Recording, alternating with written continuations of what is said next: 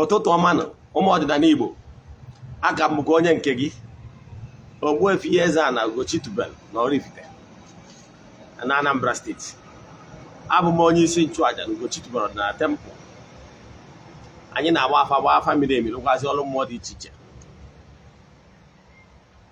Abụkwazi m onye nchụaja na ọdịnala Restoration Prayer Ministry, bụrụkwazi onye mgbasa ozi ọdịnala Igbo. My mission is to help people live better life. N'ụbọchị tata bụ nkwọ, asị m na nkwọ ya kwụtara anyị ihe ọma ma kwọpụrụ anyị ihe ọjọọ. Asị m na akakaka ya amaghị na chichije ya amaghị. Asị m onye echeche ihe ọjọọ ya eme anyị ya ma onwe ya. Asị m na ọ n'iru ka anyị gara aga, maka na oke enwe bụ n'iru ka ọ na-ama.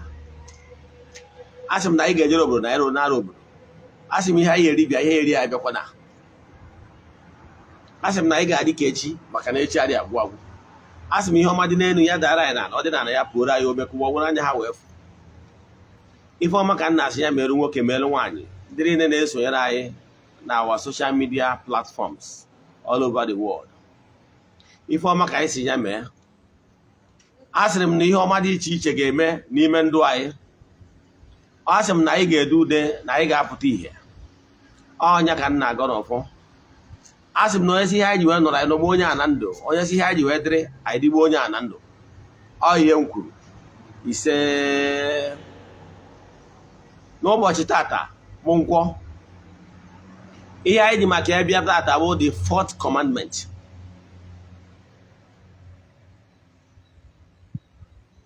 Nke bụ sọpụrụ nne nna gị na nne gị ka ndụ gị wee too ogologo.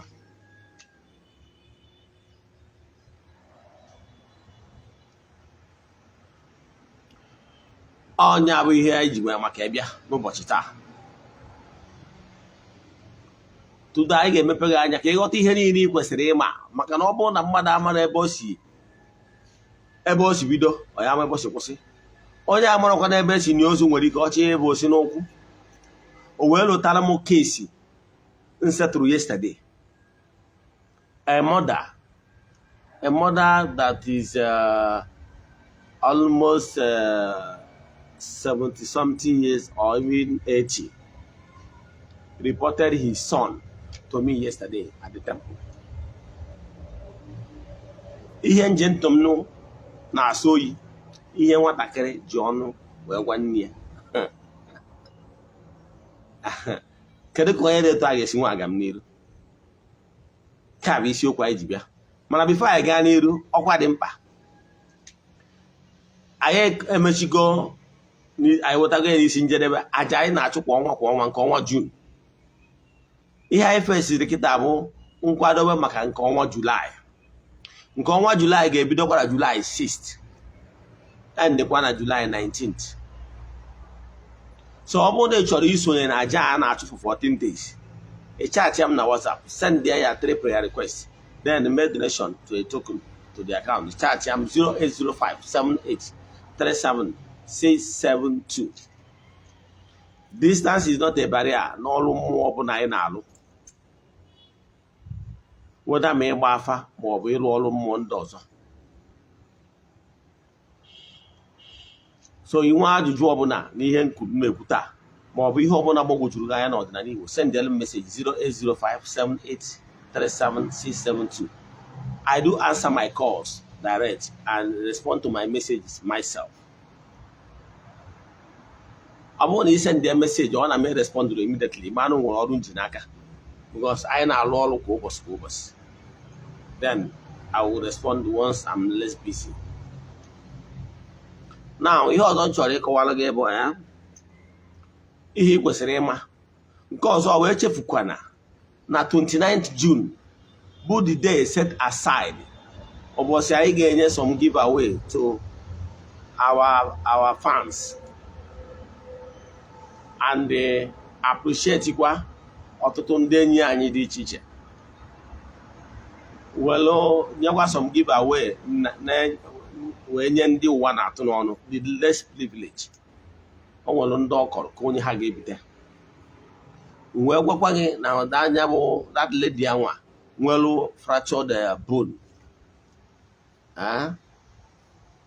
na ha labs ya anọkwa ebe a ịkọwalụ gị ka ya bụ ihe si mee and enyemaka ọ nidiri n'aka ndị mmadụ ka enwee ike fụ na-eme surgery because ọ nọgo na crutches for years, so her condition is really getting worse. So ọnya ọ ga-anọkwa ebe a ụbọchị our life. So na that 29 June bụ nnukwu ụbọchị na Ugochi tụbọrọ na temple. So ọtụtụ ndị enyi anyị nwekwara ike ịbịa can come. Now nke a bụ ọkwa dị mkpa. Ụbọchị ụka bụ ụbọchị anyị ji enwewe counseling bụ free mana ịgba afa a na-akwụ ụgwọ. Akụzi n'ọcha ihe ọbụla bụ challenges you are facing on earth now, especially here in Nigeria, and you can visit the temple at Oraifite. Make out time. I will create time for you to listen to your problem and to provide a solution.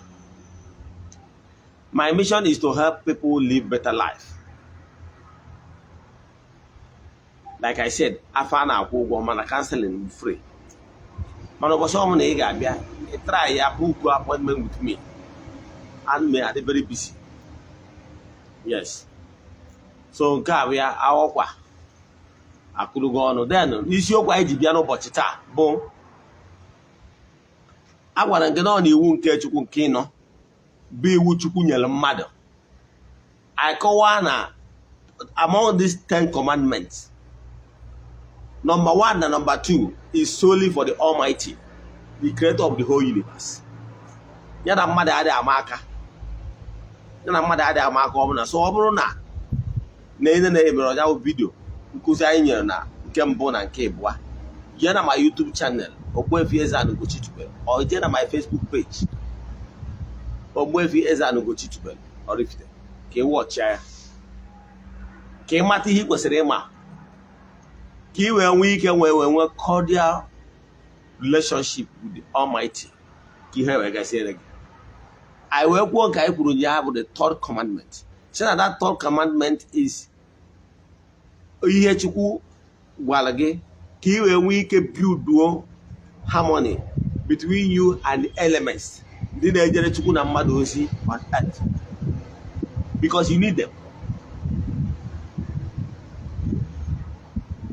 Then I wee batata wee gwa gị na from the 4th commandment wee ruo na the 10th commandment bụ maka ọdịmma mmadụ. Ọ ndụmọdụ Chukwu-okike nyere mmadụ bụ ihe ga-ebring harmony between mmadụ na ibe ya. Ihe ọ ga-abụ mmadụ mee ọ dịrị mmadụ mma, mmadụ wee gaziere mmadụ.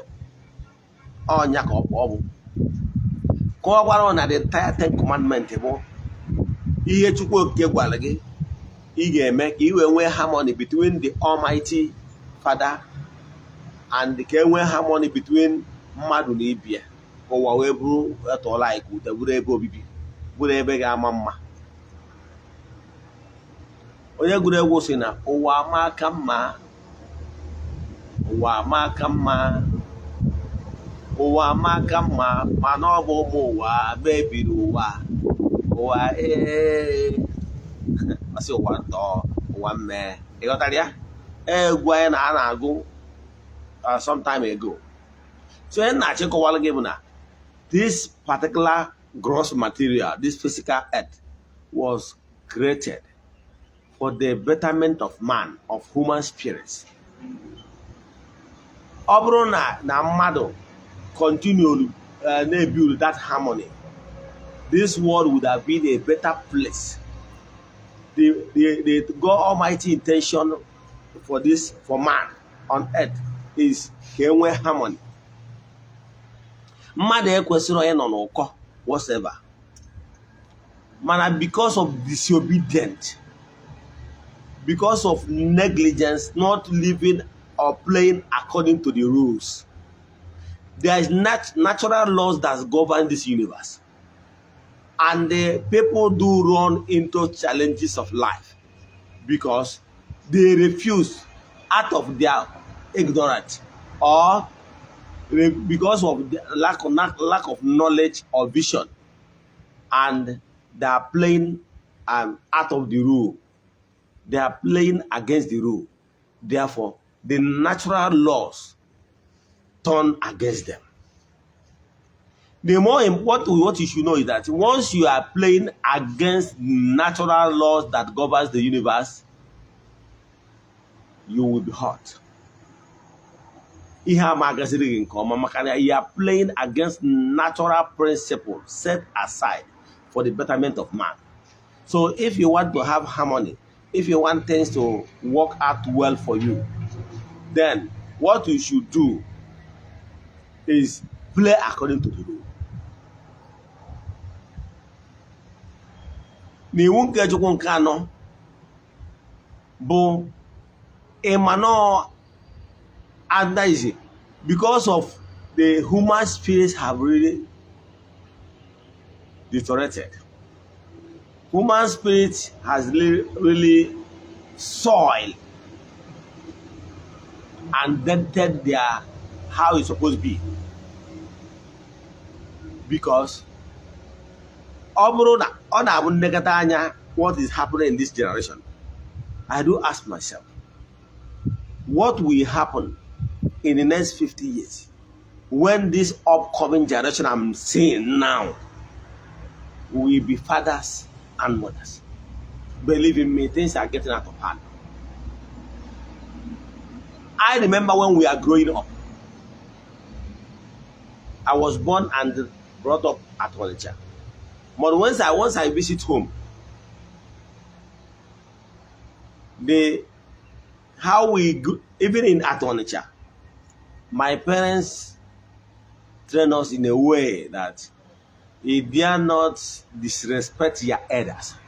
Even in my family to date, none of my siblings will have got to say a word of disrespect before me.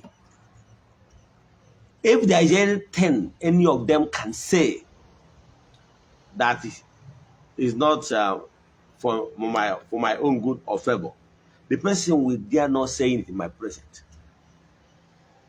Yes, and the person will say it in, this is my opinion, or it's not as if that with humility, because none of my siblings have ever seen me insult any of my parents or use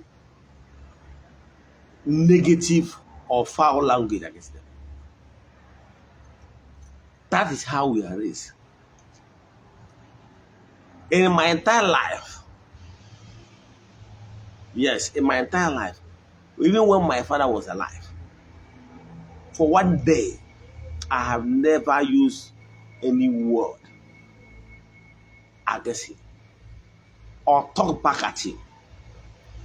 Instead, even if he said what I don't like, I will keep mute. Maybe looking my face, if I will not be smiling. He will notice that what he told me, I'm not happy about it. But I will never talk back at him. What I will do is, whenever he's happier, I will say revisit the case or approach him again. That is why till date, it's not that I'm proud of myself. My parents will always say, my son, you are good.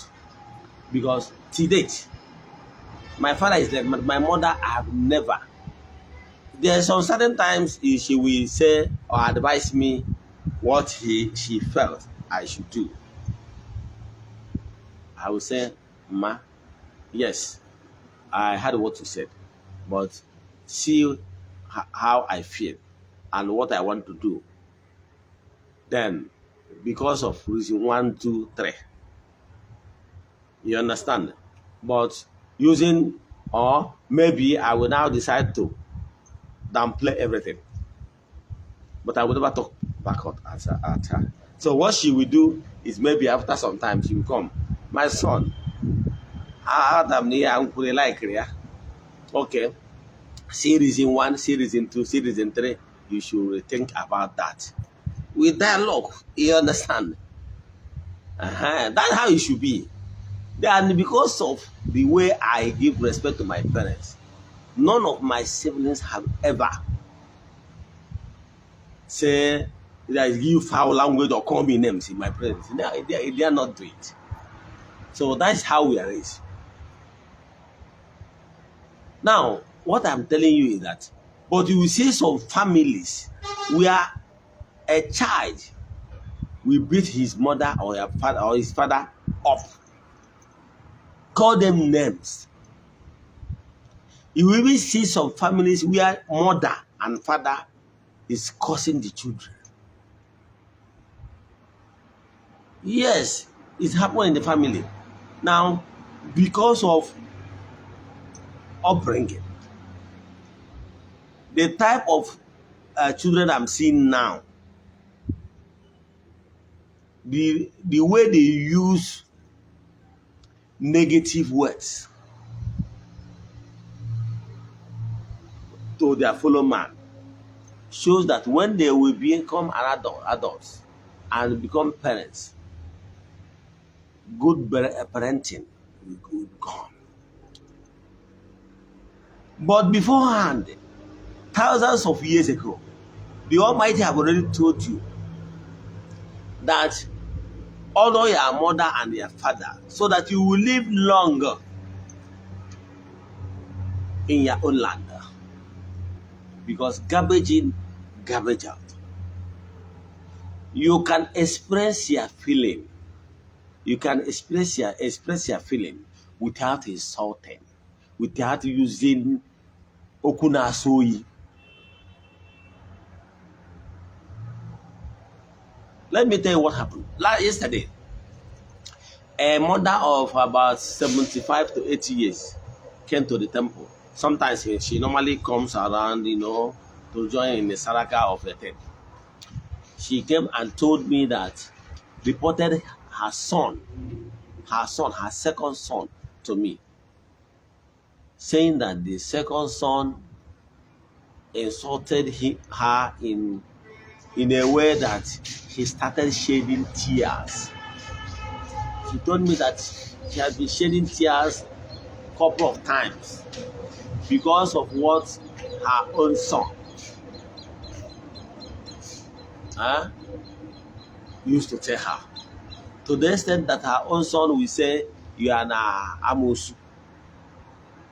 You should die. Let me bury you." You understand? Saying so many negative things against the mother. To the extent that the mother said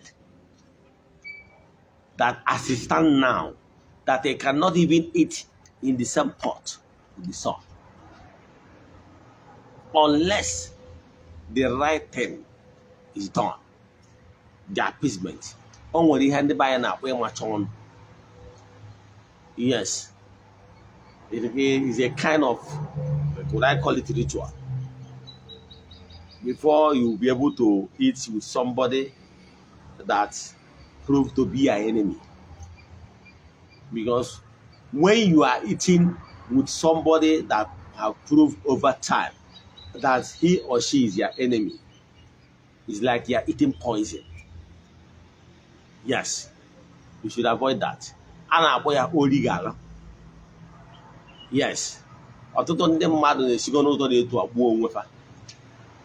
Example, upon somebody through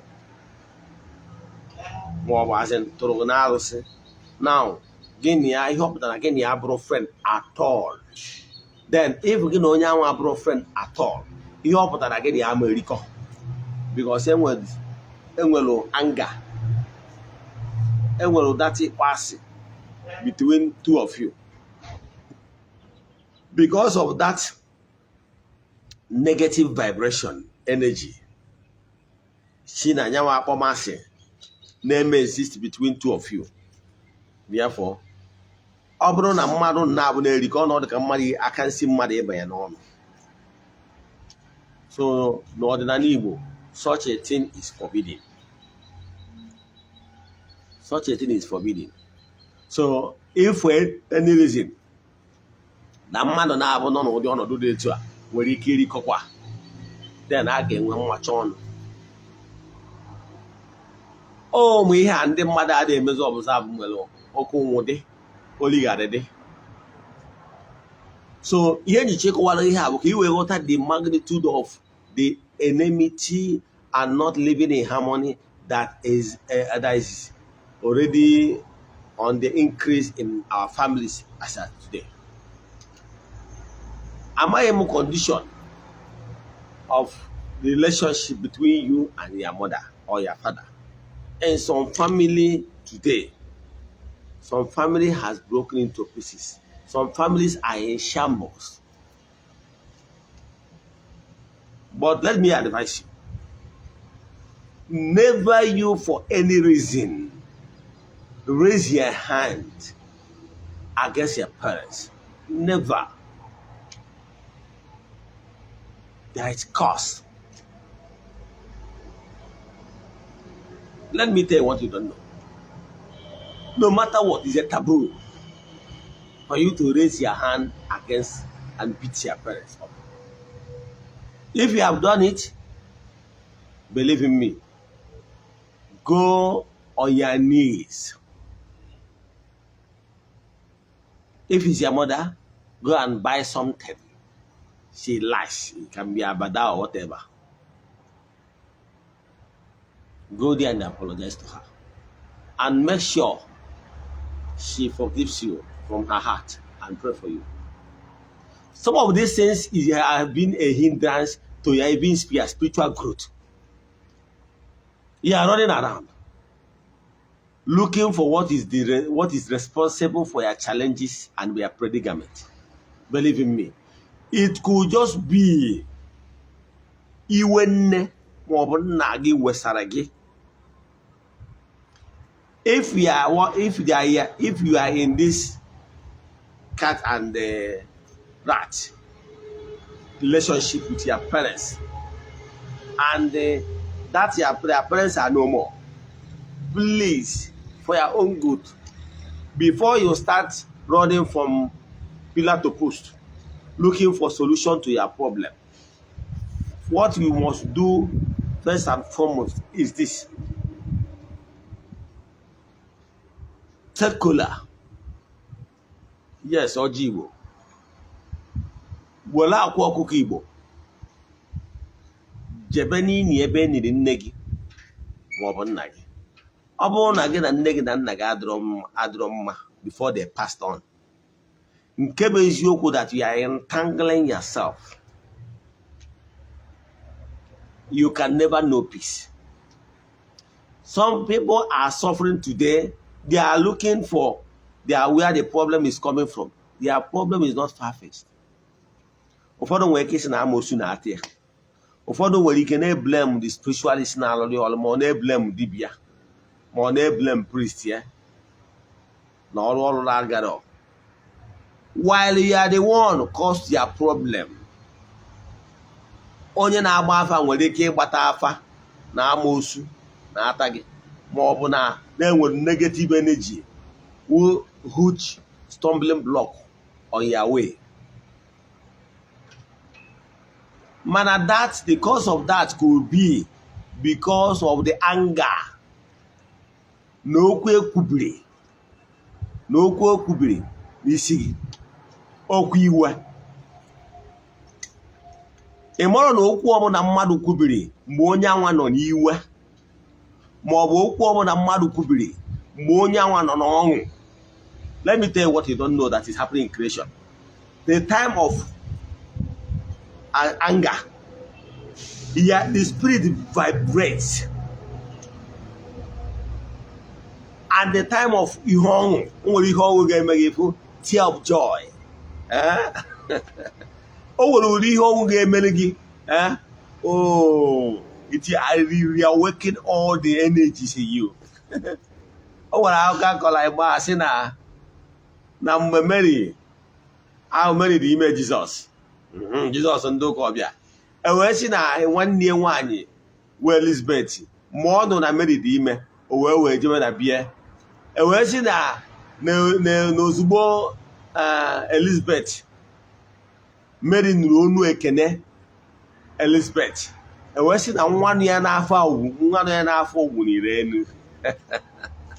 ịghọtara ya? So that joy, oh, my sister came to visit me. That joy, that joy kpadite ọṅụ. Ekpere ọbụla ikpere mgbe ọṅụ juru obi. Onye gụrụ egwu si na ọṅụ m na-eru ọṅụ m na-eru dịka orimiri, ọṅụ m na-eru dịka orimiri, isi ọṅụ m bụ ndụ ebighị ebi, ọṅụ m na-eru dịka orimiri. Ihe nnachi iweta oge ekwu a ya mgbe ọbụla ị nwere cause of joy in your heart, use that opportunity to pray because your spirit has been activated. The vibration, the radiation, the aura is high. Say a word of prayer at that time. That is why I normally tell people that there is a way you will touch people's life. Oh, tear of joy. They will pray for you. Ebere ana aza. Oh, now with the essence of Saraka. Again, o gwara mgbe ị ga-eme mmadụ ihe mgbawa obi agbawa ya, obi agbawa m. Onye a nọrọ na-ebe akwa arịrị, na-ebe akwa nderi. Okwu bi okwu mgbe anwa ọbịa na mmezu, because you know why? The spirit has been reawakened and all the vibrations activated. Okwu mgbe ọ na-abịa na mmezu. O nwere mgbe ị ga-emejọ nne gị ma ọ bụ nna gị, iwee kwa nne gị aka, o wee sụọ ike n'ala, obi wee gbawa ya, ọsị na obi agbawa m, nwa m buru n'afọ ọnwa ite naanị mere m ihe a, nne ọmụmụ na udu mmiri, ọkọchị na udu mmiri, o wee kwupie okwu n'isi, nwanne nwere ebe ị na-eje. If you like, lụwa ọrụ mmụọ bido tata ruo Wednesday, ebe ị nọ ka ị nọ, ị na-achọ ihe na-eme gị. Nene obi gị, search your heart. I'm talking to you, yes. O nwere ndị ozi a ji maka ha wee na-ada. Nke bụ eziokwu, because before I started running this 10 commandments, it wasn't in my plan as of last week. No. But ozi a nwere ihe eji sị m run these things. E nwere some lives a ga-save. You are looking for the cause of your problem, challenges of life. I can tell you vividly that your problem could be as a result of okwu ekwubiri n'isi gị, okwu iwe.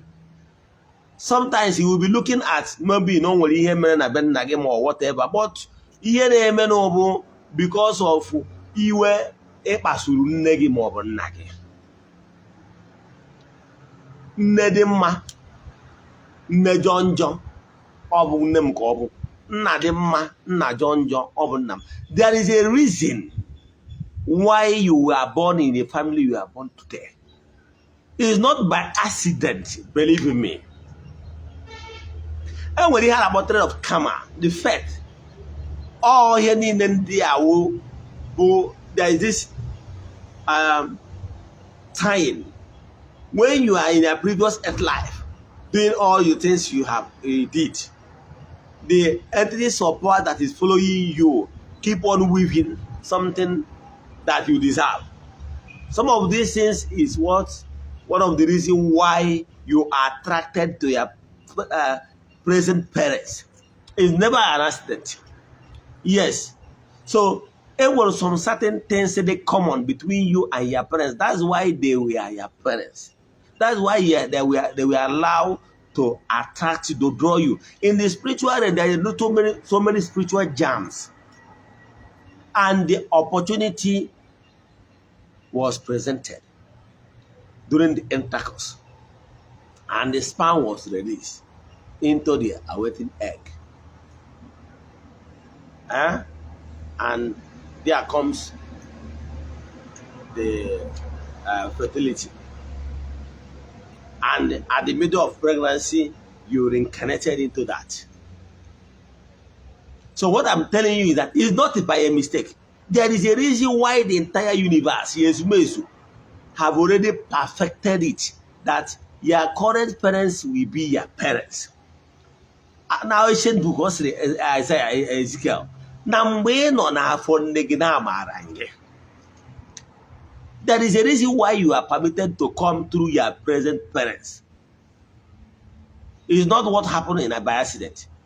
So there is so many, you are expected to respect them, to grow in their guidance.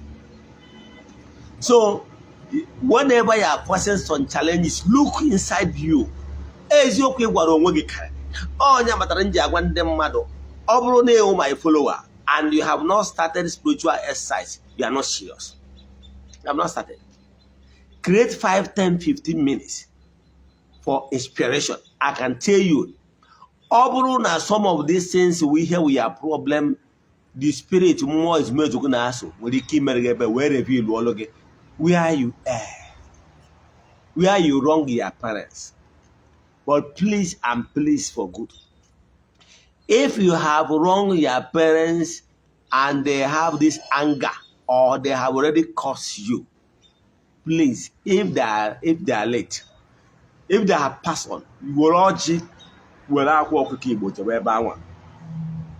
Iru ebe anwa, yọba nne gị ma ọ bụ nna gị wuti ọjị.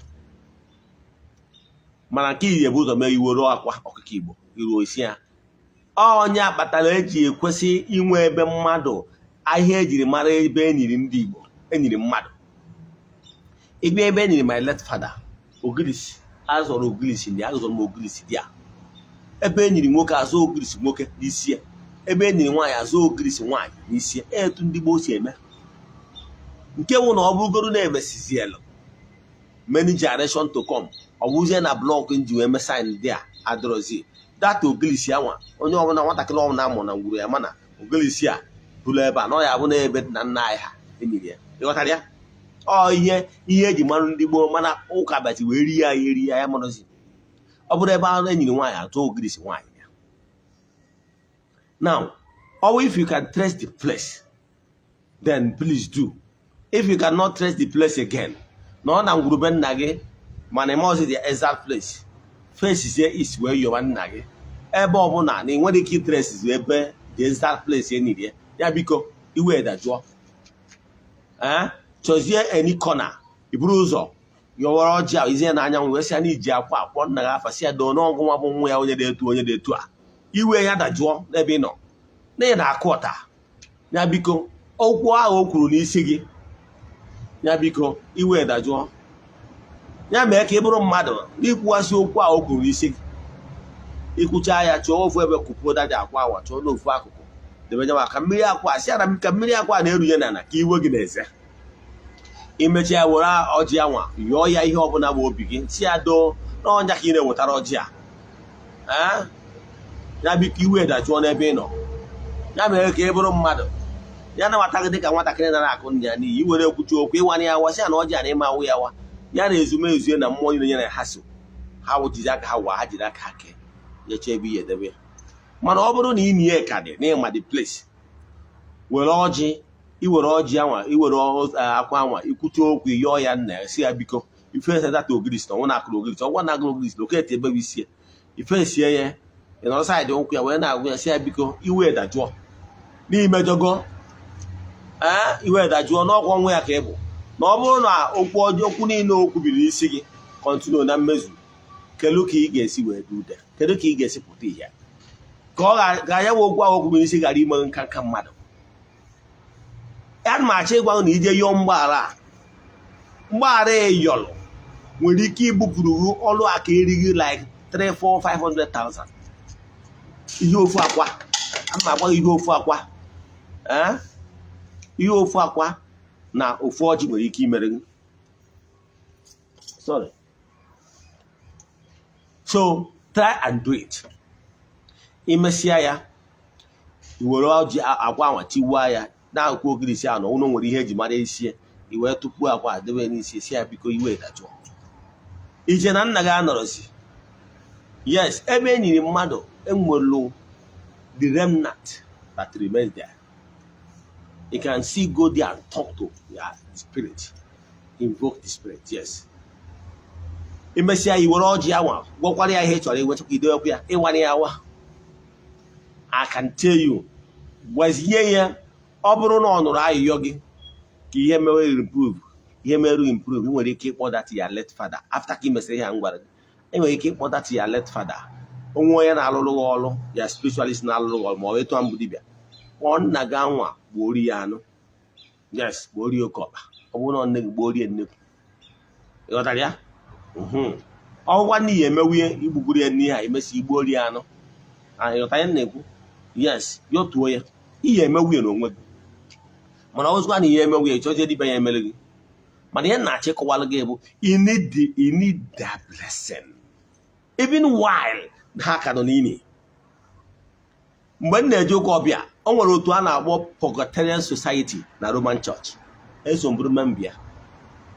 Ha kwenyelụ na mkpụrụ obi ibi ndị nọ na purgatory, ogede purgatory, ha si na purgatory bụ ndị nọgọ ebe mmadụ nọgoro nwa mgbe nta, na onye ahụ ejebere n'igwe, mana onye ahụ ejere ọkụ mmụọ, na onye according to nkuzi ha, mana na ndị na purgatory can intercede for onye nọ n'ụwa ndị nọ na mmụọ.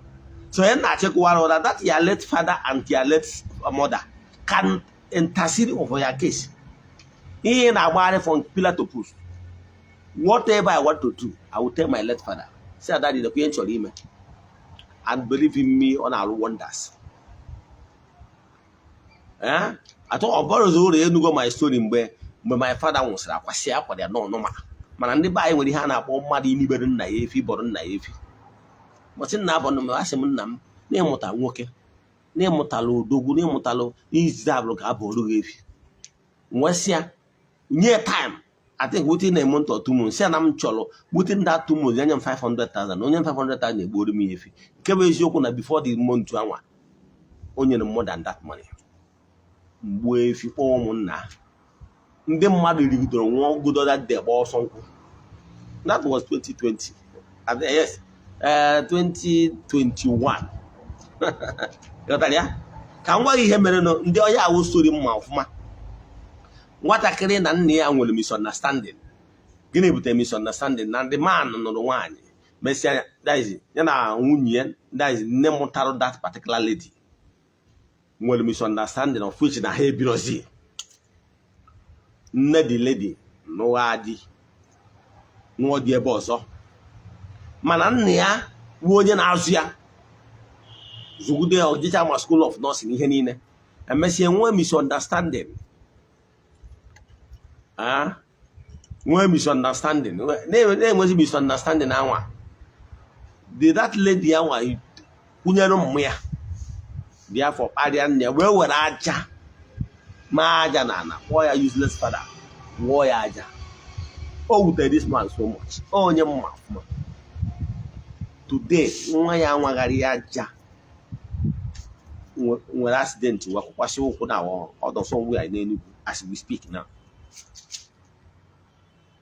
And then more carry a treatment. Manamam, ever the cause of the problem, yes. No way one day will say, "Oh, my father, please forgive me.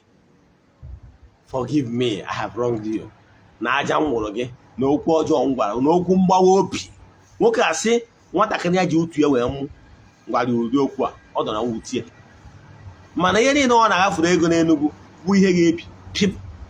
More than I say now, one, yes, I because daddy, I'm sorry. Never Jolange. No one do here. Can do here. Where would I go? No, Nam this one daddy bottom. They will look no way had not bag now. Near when you keep a walk on your ma. Aqua open aqua now would tell. Eh? But dear, the big girl like a berry, but a share. There to each at our tower, marry him at drama.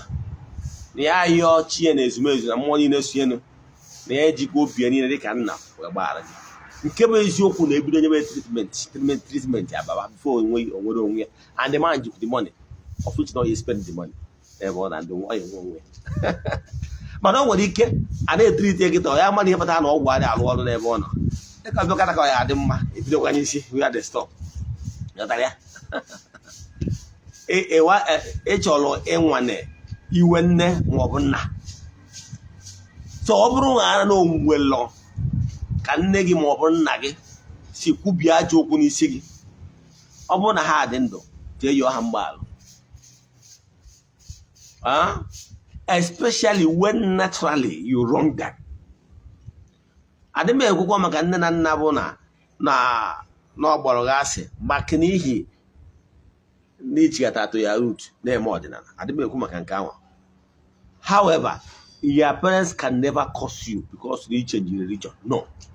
Unless naturally your root that you these that are going to happen nage that your root does not mean that you insult your parents. Do you know what it takes before you are converted? Why must you force them to get conversion immediately? You understand? Yes, my mother Amori and her family, one new okay father, I'm on a family who no such Catholics.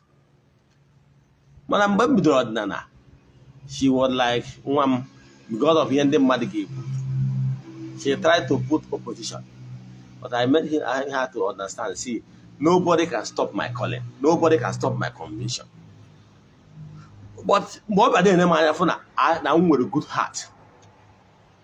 I never insulted her for not supporting me. Rather, I keep on showing her love.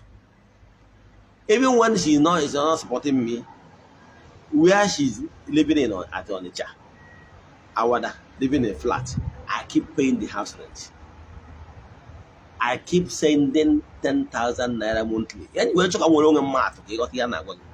I keep paying, giving her some allowance every month. Memory Homa. Oh, was I on a jail bazaar do come on a year bazaar and didn't. I see me 10,000. You look a while hodging, one on no Ogbuefi. I'm about that make. But today, she's my number one fan. All I want to call I'm I have Wagana, the heading Babu is Bobby, and we are with his Bobby. So today, she no longer a stumbling block. If you're going to temple, she will work on you very well. But she has no challenge or problem with my conviction. You understand? So he but what to do more you get it change it. She got an then if you don't say pass one day, who can on your as no normally as in happier, just keep showing her love at her own time. She always tell me that Odnana Bozondo, Manani de go fanoka, Makihen de Madigil. You know that we have a problem. Yes, I keep respecting. Oh, well, they go can and then the name I watch in I'll give her money. Then they was I need her to be happy. Yes, I need her to be happy. So that her happiness counts. So what I'm saying in essence is this. Respect your parents, respect your mother, respect your father. Even when they are wrong, there is a way you can correct them mildly and with respect. With that, you will achieve what you want. Man, when you are insulting them, you can never combat them using that method.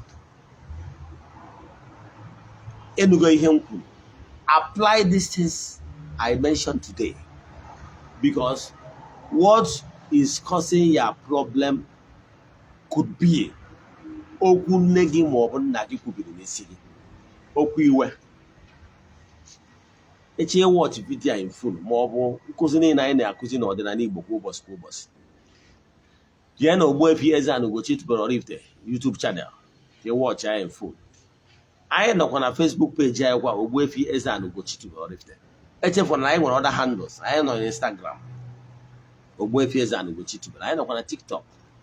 So in-erecha video ịchọ ka agbara gị family ma ọrụ mmụọ ọbụla, send them a message na WhatsApp 08057837672. Abụbụ nnukwu onye nchụaja n'ọdịnala Igbo. My mission is to help people live better life. Ya gazie. Daalụnụ. In-erecha atụsarịa ndị a